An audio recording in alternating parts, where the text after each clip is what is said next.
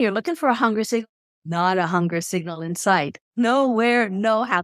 But you still want to eat that pizza. Well, guess what? Welcome to the Binge Dietitian podcast. I'm Jonathan, and I'm here to help you end 24/7 food thoughts, binge eating, and actually enjoy life with food. This episode is for educational and informational purposes only, not to be substituted for medical or personalized advice. Check the link in the description for my recovery resources, and let's get straight to the episode. Anita, how would you tell us a bit more about yourself? Okay, well, I'm a psychologist. I'm a depth psychologist. I've been working in the field of disordered eating. I hate to say it, but it's been 40 years now. It's a Wow. long time. And I work with the full range of folks struggling with disordered eating. And it's been clearly my life's work and something I remain passionate and enthusiastic about. I love the work. Yeah, so 40 years, that's a really long time. Before that's before even social media made massive awareness of eating disorders and things. There was no social media Yeah, no. back then. So I first started, created a program, the Anorexia and Bulimia Center of Hawaii. That was back in 1982. And I was supervising a psychology intern at the time, and she was doing her doctoral dissertation on the incidence of eating disorders in Hawaii. And every time we got together to talk about it, we were joined with another woman who was a social worker who had her own recovery experience. And every time we talked about what we were seeing, we said, oh my gosh, there's such a big problem here. There's so many people struggling. There should be a center for this. And after saying it for about the fifth time, we looked at each other and we laughed and we went, okay, I guess we're it, right? And so we created this place for people to come. Now, mind you, this in a lot of ways was the dark ages. So anorexia had just been become a household word because the singer Taryn Carpenter had recently died of it. So people are hearing about this. Yeah. So, and then the bulimia just got into the diagnostic manual right about that time, but binge eating was not even on the radar anywhere. So that's how long ago it was. And it was one of those things where you create it and they come, and people of all ages, all sizes, all ethnicities, all different kinds of struggles with eating and their bodies started showing up. But they were all females back then. No males were showing up. And so that's when I just started getting very curious. First of all, why was it girls and women back then? Second of all, why was it these particular girls and women? And third, why was the struggle around eating and food? And so that kind of launched me onto this journey of figuring out, what is this all about? Yeah. So back then in the I'll call it the 1980s. Wow, like 43. You weren't? Or was it? You weren't, right? Make me feel bad. No, I feel bad. Oh. Yeah, so in the 1980s, were diets, because I think the Atkins diet was in 1990. Oh, yeah. What? Oh, yeah. No, Atkins was recycled. So Atkins started a long time ago. No, what diets first started, probably the 1960s is when dieting first started. Yeah. Now, and many people have asked me if I had my own eating disorder. And I've thought about it a lot because I should have, because I have the right personality for it. And personality is someone that's very emotionally sensitive and highly intuitive, usually. And so I wondered, well, why didn't I? And it's because I grew up on the island of Guam. And this is back in the 1950s and 60s, and people weren't dieting then. So I think that's why I didn't have that kind of pressure Now, it was shortly thereafter that then dieting came to the island, but not while I was growing up. That's really, really interesting. And Mhm. was there anything specific about Hawaii? Like, what is dieting a common thing in Hawaii, or did you just happen to recognize you were just there by chance? I was there. I was living there and working there. So, and working as a psychologist. So, by chance, I was there. And pretty much, it's everywhere. Now it's everywhere in the world. But, Hawaii is part of the US, and that dieting was a thing. Yeah. How does it feel? It is. Yeah. So yeah, it's strangely more common now. Mhm. About coming from that, how does it feel now that you see? I mean, like in the media, it's everywhere you go. Dieting, it's extremely common. I assume much less compared to the 1970s, Yeah. 80s. Yeah. Well, it's certainly made a mess of things, hasn't it? Yeah, Because definitely. it's scrambled us in so many ways, Mm. physically, psychologically. It has messed with our self-esteem. I mean, one of the big lies about dieting is there have been so many studies and I'm talking about weight loss diets that have shown that 90% of people that go on weight loss diets gain the weight back, and 95% gain back more. So the Mm. dirty secret is that weight loss diets cause weight gain. And nobody is talking about this, even though the research has shown it over and over and over again. And what's more tragic about that is that the people who go on these diets and then find themselves gaining the weight back, they think they failed. They don't know that it's the diet that failed because it's of its very design.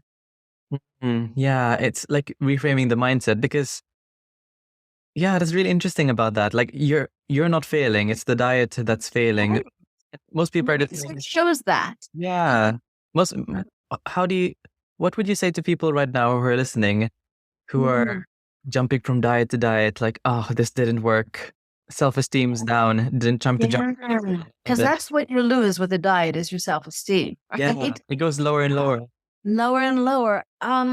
What I would like to say is that freedom and recovery um, is in the opposite direction that than following a weight loss diet. So following a weight loss diet will take you away from recovery, not towards it. And this seems counterintuitive because people say, well, I got to lose weight then because then my life will be so much better and I'll be able to play with my grandkids or I'll be able to wear these cool outfits or, or find a partner or it'll be easier for me. I mean, there's all these reasons. And yet they don't understand that they're stepping into something that's way more complex. And again, you can absolutely recover from struggles with food and eating. That's absolutely possible. Again, I've been doing this a long time. I know thousands of people who have totally recovered, period. But Yeah. focusing on weight loss will not get you there. That I can promise. So with your 40 years experience, Hmm. I bet you've come across tons of people who are so fixated on, well, I need to lose weight for my health. What would you say to someone about that if they're worried about their health, quote unquote? It's tragic because in a way, I hate to say this, and I'm not sure how it is in the UK. It may be similar to the US, but often the medical establishment has promoted this concept that fat causes diabetes and hypertension and all of this, when really there's a correlation, maybe. So there's this cause and effect that is being drawn that may not be true, right? Because one of the most famous studies is takes place in Samoa, where there are people that are very big, and and they don't have the levels of diabetes or hypertension. I mean, so something is off with that, and I think what's off is that it's just an easy target. Mhm. Oh, I've got this medical problem. Oh, the problem is my weight. I have to lose weight. What's really sad about that is, like I said, focusing on the weight loss will not bring you your health. Mhm. Focusing on health will bring you your health. But Yeah. weight loss can take you in the opposite direction. Yeah. I mean, that's really interesting because um, that's completely true. Like people are worried. I came across someone who was worried about their cholesterol, and he was talking about his high levels of the cholesterol. He's talking about, oh, I should lose weight, lose weight, lose weight. But he's with cholesterol, it's more about what you add that can improve your cholesterol. Um, like you're adding like olive oil, nuts, Right. avocados, which are like calorie dense, but that's the thing that's going to improve your cholesterol. Mm, Then maybe reducing, exactly. yeah, and reducing smoking, alcohol. It's not really to do with weight. Eh, No, it doesn't. And that's the problem, you see. Western culture is quite literal. Now, my background on Guam has been more along the lines of indigenous teachings. mm, So I'm always I'm always kind of looking at things sort of like an anthropologist. And the thing about Western cultures is that they're very literate. Let me see how I describe it. Literal, right? So it's like someone can have a problem and they're looking for what's the cause of the problem, and they look and they see their body and they go, oh, because that's the first thing they see, right? So mm, that's the problem. And unfortunately, everyone is under sway of this, thinking that, the problem, like you said, of cholesterol is my fat. Well, what about all those skinny people that have high cholesterol? How do you explain that? Right. And so what makes it worse is then people in large bodies get stigmatized and they start to believe there's something wrong with them. And if you have used food as a coping tool and you're feeling like there's something wrong with you, that's going to increase your tendency to eat when you're not hungry.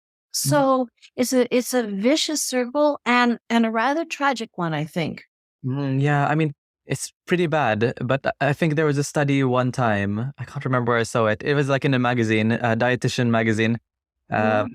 so they talked about like weight stigma, and they did a survey on doctors and junior doctors, and they said if someone came into the clinic at a higher body weight or like a BMI of over 30, they would already assume that they're lazy or assume that they don't have willpower, stuff like that. The doctors. So, Worse, that their problem was caused by the weight and not looking to see what's the real problem. I mean, this happens to people with serious medical issues like cancer or something like that. A lot of times their symptoms get overlooked if they're in a big body. And one of my colleagues years ago, I heard her saying she was involved in creating health at every size, which is the Mm, HAAS, the movement, yeah. is really, working hard to overcome weight stigma. But I remember she told a story about going in to see the doctor, and she was a fairly large woman, but totally fit. I mean, this woman, she would put most of us to shame with what she could do physically. She's very fit. And she went in to see the doctor because she had a problem with her foot. And the doctor said, well, right away said, well, I think, you need to lose weight. That's the problem. And she said, well, that's funny, doctor. My weight's not affecting my other foot. That's a good one. Right. Right. So this tendency just to oversimplify and worse than those who are struggling internalize this. Mm, It has caused so much heartache. And, the Hippocratic Oath, which is, first do no harm, is not being observed in many, many, many medical establishments.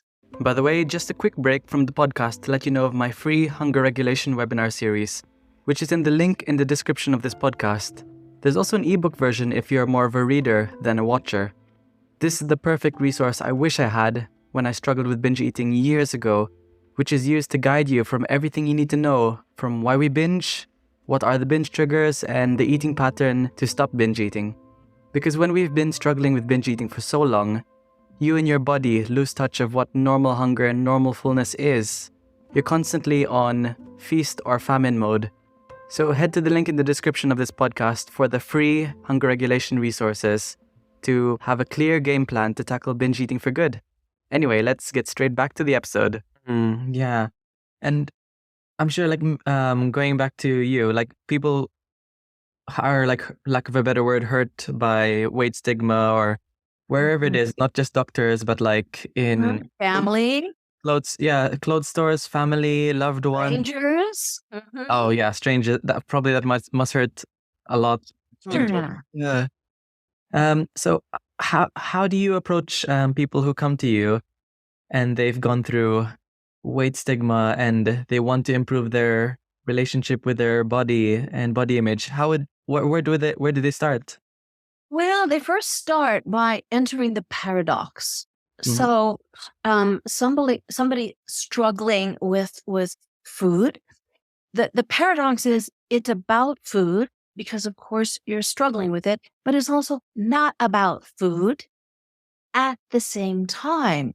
And so, it would be a matter of like assessing, for example, what's going on in their relationship with food so that they can discover the not about food part, right? So you're a dietitian, you work with the about food part. I'm a psychologist, I work with the not about food part.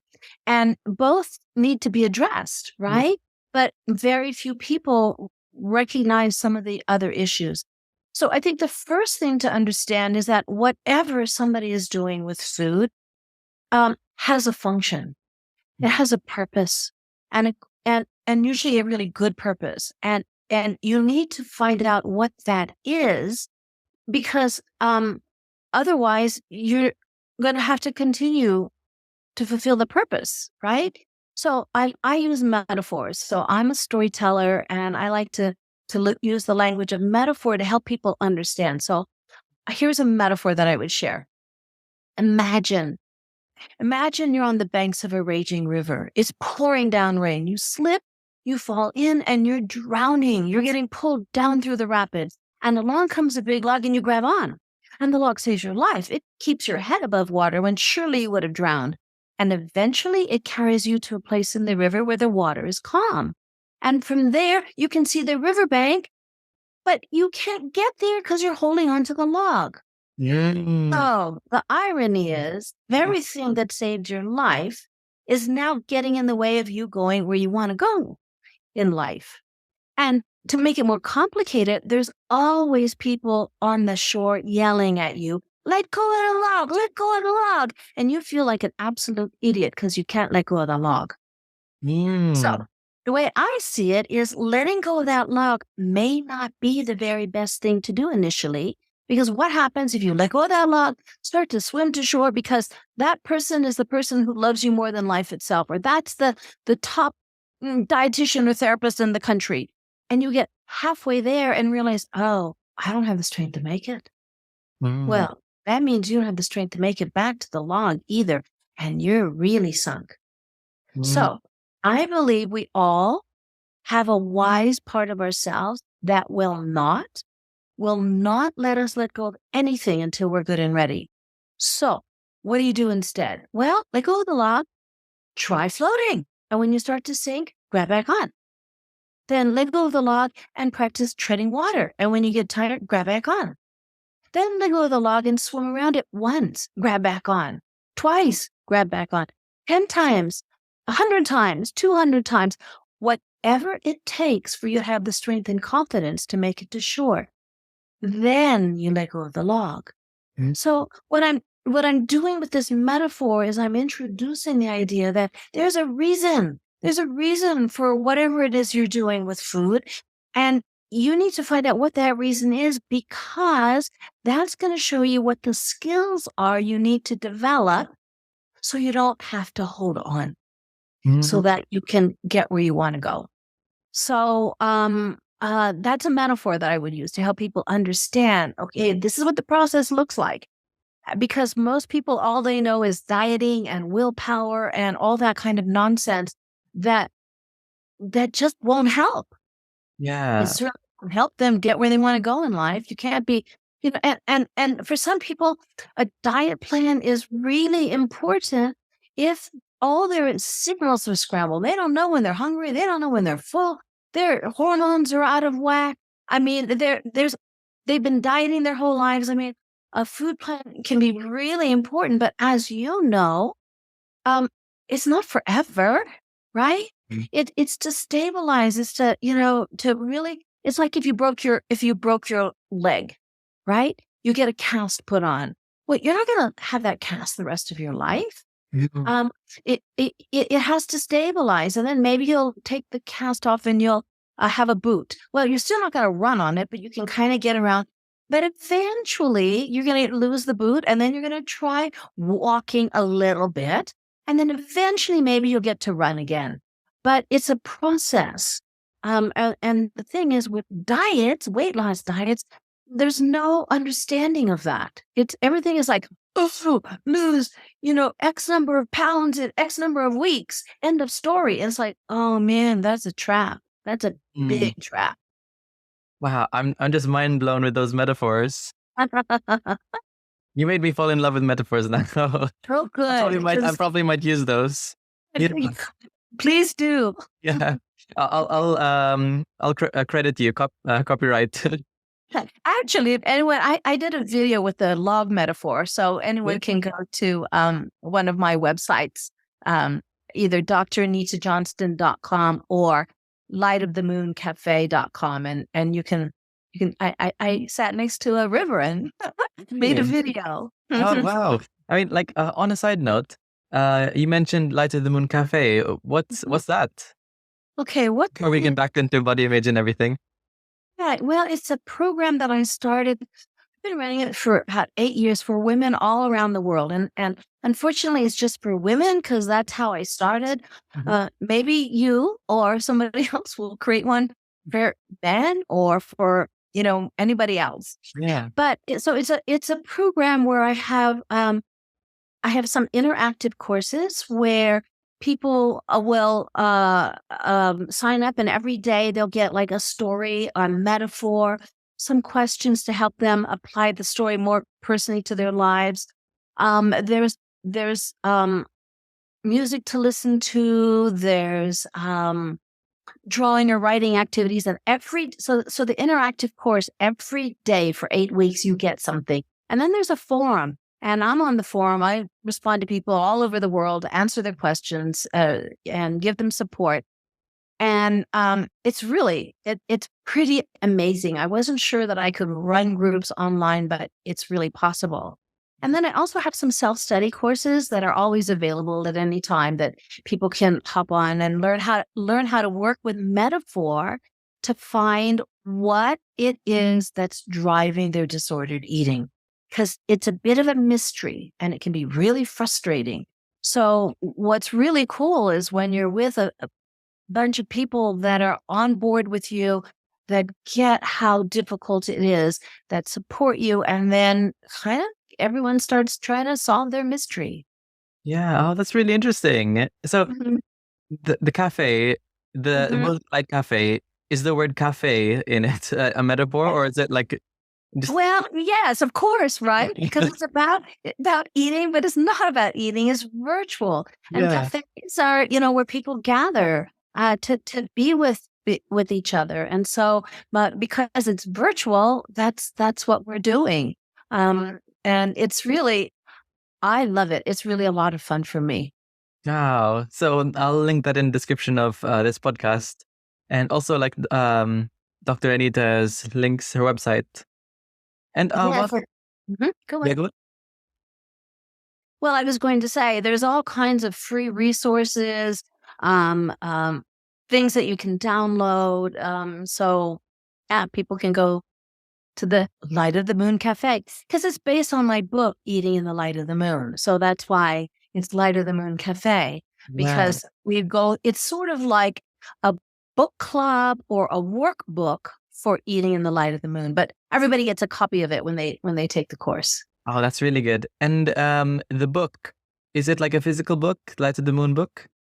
Eating in the Light of the Moon is a book that I published, and it's still going in 7 different languages. Wow. I published it, oh my gosh, 25 years ago. but it's folk tales and fairy tales from around the world to help understand how to find those things that is driving the disordered eating, the Yeah. invisible things. That's really, really interesting. I'm really loving this. Well, going back to the metaphor, so like, let's say someone's really worried about like holding on to that log, and they're trying to swim around that log, trying to gain confidence with swimming. In like the real world, what are some examples they can do to, like, what does in the real world swimming around that log look like? Yeah. Okay. What are some of the skills, right? Because there are skills. And so one of the skills is media literacy.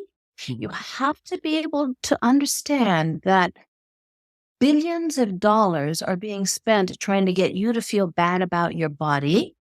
So that when you're looking at those magazines, and we see those images all the time, we're bombarded nonstop. So you have to be aware of what's behind it. And because it basically, those behind it are standing to make a lot of money off of you feeling bad about the way you look. So that's media literacy, starting to really understand and be aware as you go through life that there are powerful mechanisms trying to manipulate you, and it's a kind of like a David and Goliath thing, but consciousness trumps it. So if you're aware of these attempts, then that's really, really helpful. So that's number one. Number two, emotional literacy is another important skill.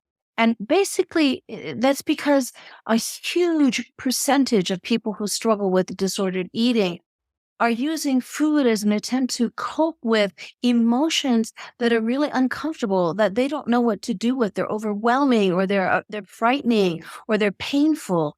And so emotional literacy has to do with really learning about the true nature of emotions, because we are not taught that they're not things, and that there's no good feelings or bad feelings. There's no right feelings or wrong feelings. It's energy. Now, there's good and bad behavior, right and wrong behavior. There's nothing wrong with feeling like smashing someone's face in, but there's absolutely something wrong with doing it, right? So really understanding the nature of emotions, it's energy, emotion, energy in motion. It's designed to flow like the waves in the ocean, and they're supposed to flow through us. They come in, they peak, and they pass. They come in, they peak, and they pass. But if you don't know that, then you're going to do what you can to try to stop the flow of the feelings. And usually with food behaviors, whether it's stuffing the feelings by stuffing your food, or restricting the feelings by restricting your food, or throwing up the feelings like you might do with your food. So it gets played out in the food arena if you don't understand how to be with your emotions. So emotional literacy is really important.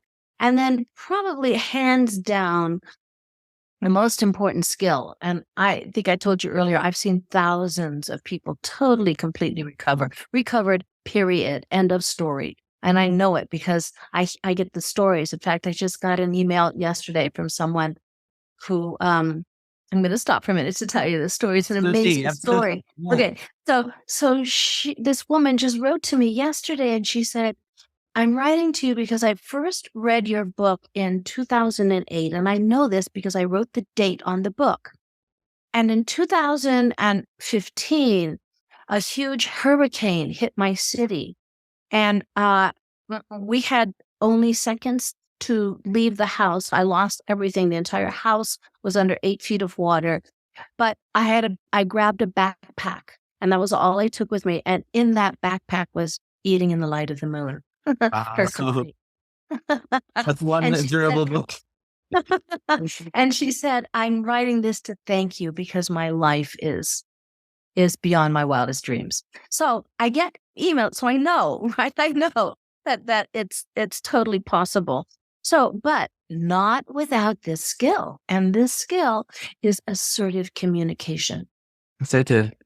Assertive communication, and what that is the ability to identify, accept, and express your feelings. So this is the emotional literacy coming into play in a way that honors your experience and the experience of the other person. So it's a way of communicating your feelings honestly, clearly, and kindly. Because we're social animals, so we care about relationships. And so a lot of times we stuff our feelings because we don't know how to express them without them destroying the relationship. Or maybe we isolate and we say, okay, I can be myself only if I'm by myself. So assertive communication is the skill that allows you to be with your feelings and be in relationships at the same time. So that then you don't have to turn to eating behaviors. Yeah, oh, that's really, really interesting. And as a therapist, what are some like actionable steps someone can do to? Are there any exercises people can do to work on any of these skills? Yeah. Well, I can kind of walk you through one of them. Absolutely, go for it. Yeah, Okay. I'm So, also learning from you also. okay. So, this is sort of an imagination exercise. So you use your superpower, which is your imagination. Some people like to say to me, well, I don't have a good imagination. And I like to say, well, what do you think worry is? Right? Worry is a bad use of a good imagination. So we're going to put imagination to good use in this situation. So imagine that you have two tanks. I'm going to call them fancy words, tank A and tank B. Okay. And tank A is the tank you fill when you need physical nourishment and you fill it with food. Tank B is the tank you fill when you need emotional or spiritual nourishment, non-physical kinds of nourishments. And you fill it with things like attention, affection, appreciation, meditation, prayer, and so on. But what happens is most of us think there's only one tank because our language limits us when we talk about hunger. We fail to realize there's all kinds of hungers. So we think there's just one tank, and before we know it, tank A is full and overflowing, but we're still hungry. Or we're afraid to even fill tank A because it seems like the bottomless pit. So what has to happen is you have to tease the two tanks apart. And the way you do that, and this is something you're probably quite familiar with, is through interoceptive awareness. Yeah. Right? So interoceptive awareness is really recognizing and responding to your internal body states. So when you say, my head is pounding, my heart is racing, my stomach is growling, that's interoceptive awareness. And by the way, a little aside, the new research that has come out that shows the greater someone's interoceptive awareness, the greater their self-esteem. There's a trust that. Yeah. Have you seen that? It's amazing, right? It's powerful stuff. So interoceptive awareness means, some people call it intuitive eating. I like to call it instinctual eating because when I think of intuition, I think of something different. But at any rate, it's this idea of learning your hunger and satiety signals as sensations in your body. And so people, I'd like to say, I feel like pizza is not a physical hunger signal. It's not a sensation. So what we're looking for are things like a feeling of a contraction or an expansion, or a heaviness, or a lightness, or a roughness, or a smoothness, or a hollowness, or a density, some kind of physical sensation. So most people, again, nobody's fault, we're raised to disregard our hunger and satiety signals, right? We live in a culture that says, oh, you shouldn't eat that because, you need to fit in that bathing suit, even though you're hungry. Or you need to be a member of the Clean Plate Club, even though you're full. Oh, yeah, I know that. Yeah. Got all these reasons to eat when we're not hungry and not eat when we are hungry. So tank A requires really learning your hunger and satiety signals. So many people don't know, and I'll say, okay, what's the physical sensation that you experience when you are hungry, and where in your body do you feel it? Now, often the answer, and you probably hear this too, oh, I get lightheaded and dizzy, or my stomach's growling. That's not hunger, right? That's famished. And what's going to happen if you wait to eat until you're famished? You, me, the rest of us, we're going to eat everything we can get our hands on. That's the design of our bodies. And so I might say, okay, what's the physical sensation of fullness, and where in your body do you feel it? And it might say something like, well, it's kind of hard to breathe, or I have to unbuckle my belt. It's like, no, that's stuffed. And what's going to happen if you eat until you're stuffed on a regular basis? Well, then you're going to be in a body size that's not natural for you. So the way you tease out these things apart is you find these signals. And often I tell people, okay, a place to begin, a very practical place, is you say, okay, I'm hungry. Okay, how do I know I'm hungry, and where in my body do I feel it? And you look for a sensation. And then you take 2 bites of whatever food you're eating, and then ask yourself, okay, am I still hungry? If the answer is yes, ask yourself, how do I know I'm still hungry? And you look inside your body, for that contraction or expansion or heaviness or lightness or whatever it is. And you keep going 2 bites at a time until when you ask yourself, am I still hungry? The answer is no. And then you ask yourself, well, how do I know I'm not hungry? What's the physical sensation that's telling me? And so this process, in the beginning, people just know the more dramatic ones. But as time goes on, they'll learn the more subtle sensations, because hunger and fullness signals are whispers, not shouts. So let's take an example. Let's say you're reaching for the pizza, and to check in, you're looking for a hunger signal, not a hunger signal in sight. Nowhere, no how. But you still want to eat that pizza. Well, guess what? You've just fallen down Alice in Wonderland's rabbit hole and landed smack dab in Tank B. Remember good old Tank B? And in Tank B, pizza's not pizza. Food isn't food. You've landed smack dab in the land of metaphor. So what is it? It's a concrete physical symbol of another kind of hunger you're experiencing and probably don't even know about. So no amount of food is going to ever fill Tank B. So now you have to find what is it? So the question you ask yourself is, what's the feeling I'm trying not to feel? Because you see, we don't eat for emotional reasons. We eat because we don't want to feel our emotions. So you have to ask yourself, okay, what could they, and you do a scan of your day, like, oh, I'm still, annoyed at the jerk who cut me off while I was driving, or maybe I'm worried about an upcoming parent-teacher meeting, or maybe my boss said something that concerned me, or I'm annoyed with my husband, or whatever. You look to see, okay, where could there possibly be a feeling that I'm trying not to feel? This is getting to that emotional literacy part, right?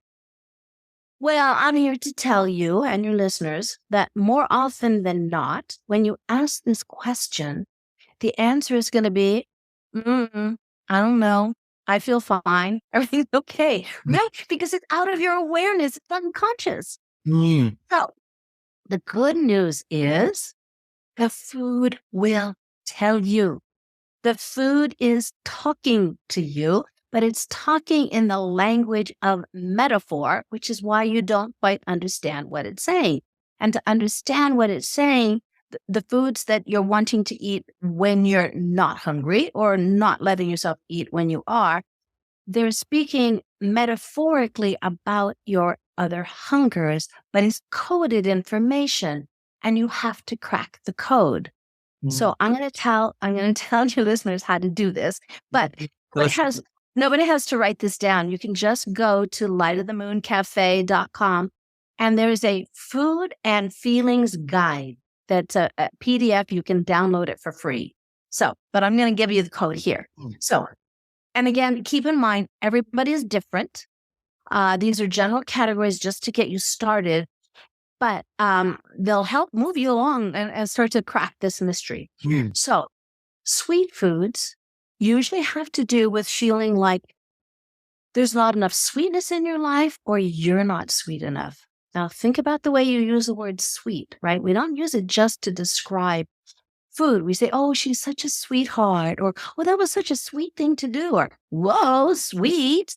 So we use that word in other ways. Crunchy, salty foods are usually connected to unexpressed anger and frustration, like, I want to bite someone's head off.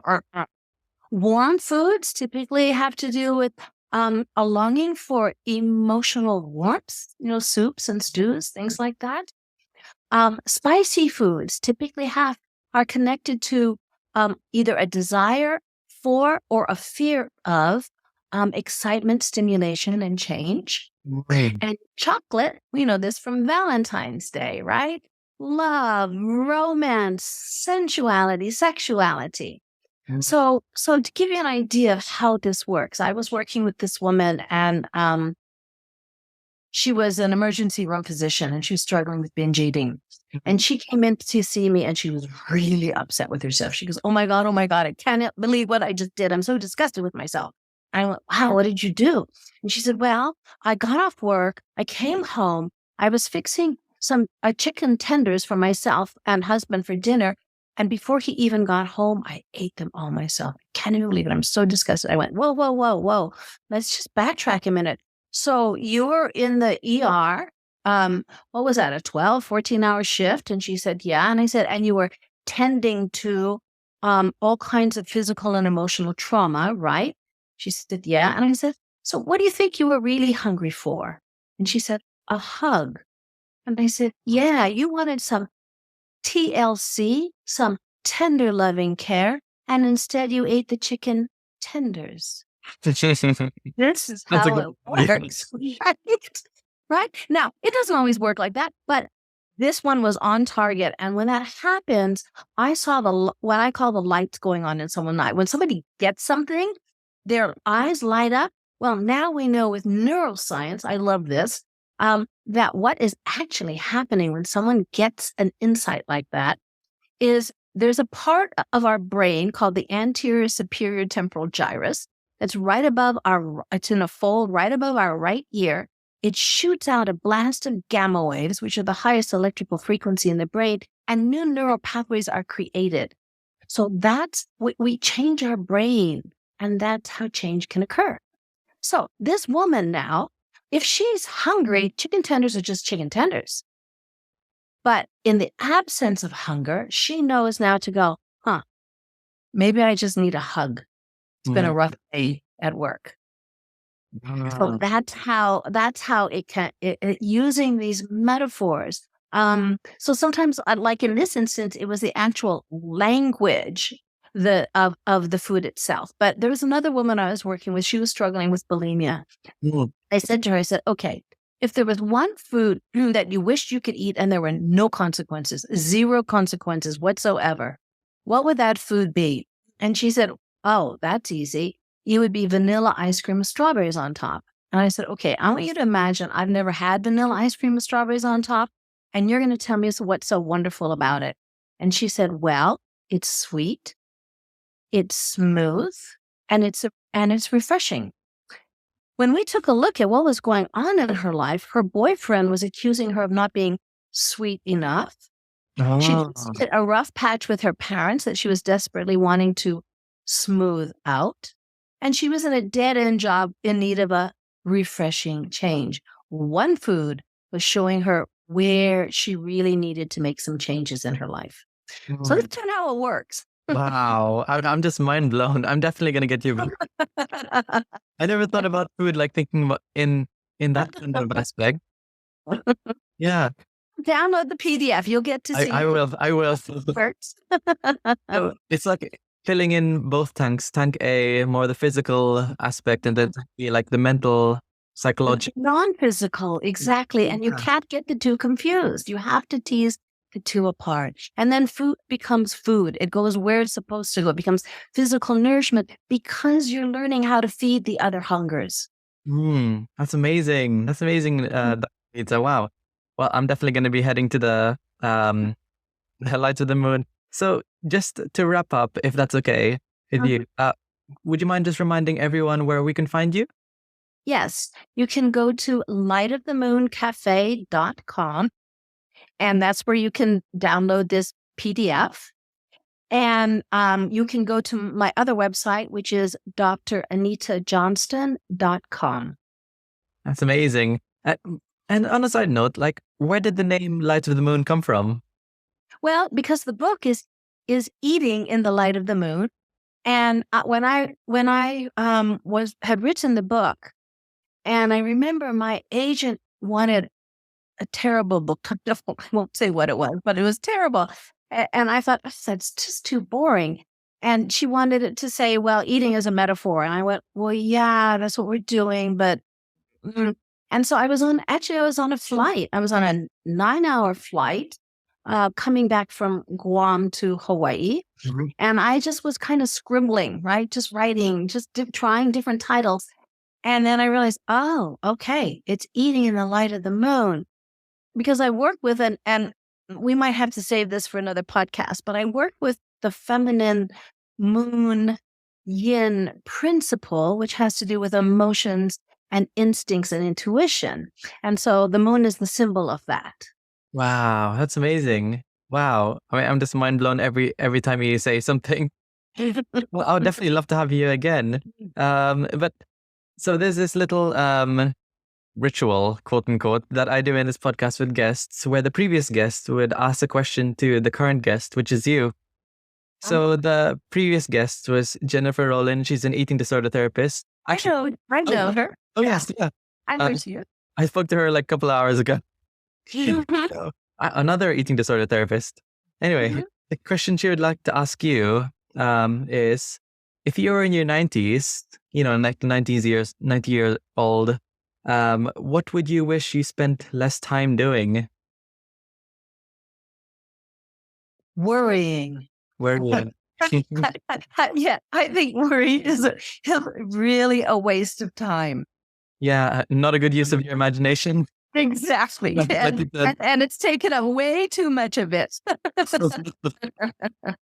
But over there, do you feel like you've gotten better, much better? I'm getting better. Yes, because I talk to myself. I remind myself, Anita, is this really, how you want to spend your imagination? Do you do like things like self-affirmations, stuff like that? Do you do like self-affirmations or things you just like journaling, stuff like that? What I do is when I have quotes that really speak to me, I put them on Post-its until I have them really, and put them everywhere until then I'm able to take it in. Wow, that's amazing. Well, probably metaphors also. I need to do the same thing with metaphors because it really struck me and I want other people to feel that way also. Yeah. The thing about metaphors is, sometimes this is such a big struggle. And when you're working with metaphors, it can even be fun. Yeah. It just makes it feel like an adventure, really. Exactly. And then you just want to conquer that adventure. Well, Anita, since you answered that question really well, what's the question you'd like to ask the next guest? It can be literally anything. Okay. What's the ideal way you would like to begin your morning? Okay, that's a really good one.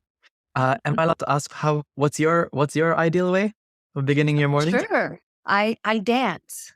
Do you? Like in the morning? Yes, I take a Nia class on Zoom in my living room, and I dance before I begin my day. Oh, is it like a pre-recorded class or? Yes, I have, there's a teacher and it's choreographed, and with Nia, there's 52 moves. And once you learn them, it's like all different music, and then it's just, and you just follow along. And ever since COVID, it's been on Zoom. And so it's so convenient. I can just roll out of bed and start dancing. Oh, that's really nice and joyful. Start your day right. Well, Anita, thank you so much for coming along to this podcast. I've learned so much. And for people who are listening, feel free to head straight over to the link in the description of this podcast so you can check out Anita's Light of the Moon resources, her group, and her website, and follow her on social media. And the book. Yes, and the book. Yes. So thank you so much for coming along. Thank you. I've enjoyed it. Struggling with binge eating? Gain access to my exclusive, self-paced binge eating freedom course, found in the link in the description of this podcast. My course is everything I wish I knew when I struggled with binge eating, but it's all wrapped up into one easy-to-understand platform. You'll finally learn how to put an end to binge eating and put an end to food dictating everything you do, controlling your life. Access it now in the link in the description of this podcast.